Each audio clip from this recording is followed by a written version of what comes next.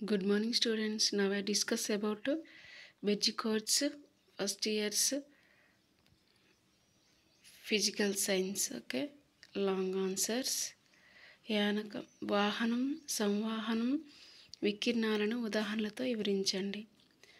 వాహనం అంటే యానకంలోని కణాలు చలించకుండా ఉష్ణం మాత్రమే ప్రసారం కావడాన్ని ఉష్ణవాహనం అంటారు.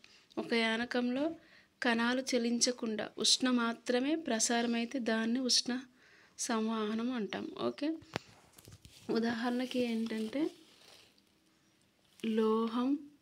లోహం గుండా ఉష్ణ ప్రసారం కావడం అన్నట్టు. సంవహనం అంటే యానకంలోని కణాలు చలిస్తూ ఉష్ణ ప్రసారం అయితే యానకంలోని కణాలు కూడా చలిస్తూ ఉష్ణ ప్రసారం అయితే దాన్ని ఉష్ణ సంవహనం అంటారు. ఓకే, ఉదాహరణకు వ్యాపార పవనాలు, నీటి ఆవిరి. వికిరణం అంటే యానకం లేకుండా ఉష్ణం ప్రసారం కావడాన్ని ఉష్ణ వికిరణ అంటారు. యానకం లేకుండా ఉష్ణం మాత్రమే ప్రసారం అయితే దాన్ని ఉష్ణ వికిరణం అంటారు. ఓకే, ఉదాహరణకి కాంతి ప్రసారం. ఓకే పలాయన వడి అంటే ఏమిటి? దాని సమీకరణాన్ని ఉత్పాదించండి.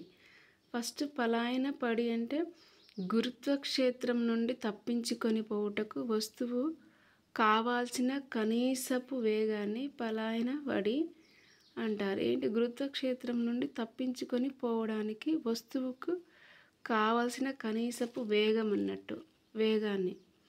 ఓకే, దాన్ని పలాయన వడి అంటారు. ఎం ద్రవ్యరాశి, ఆర్ వ్యాసార్థం ఉన్న గ్రహం నుండి ఎం ద్రవ్యరాశి ఉన్నప్పుడు వస్తువు వి ఉంటుంది. ఓకే, పలాయన వేగంతో తప్పించుకొని పోతుంది అనుకున్నాము. అప్పుడు ఏమవుతుందంటే శక్తి నిత్యత్వ నియమం నుండి ఇదొక ఈక్వేషన్ ఉంటుంది. ఇది మీరు నేర్చుకోవాలి. ఏంటది? 1/2 mv2 mv2² minus g small m big M by r equal 0. Okay, ఈ యొక్క సమీకరణం మొత్తం మీరు నేర్చుకుంటే ఈ యొక్క క్వశ్చన్కి ఆన్సర్ మీరు చేయగలరు. ఓకే.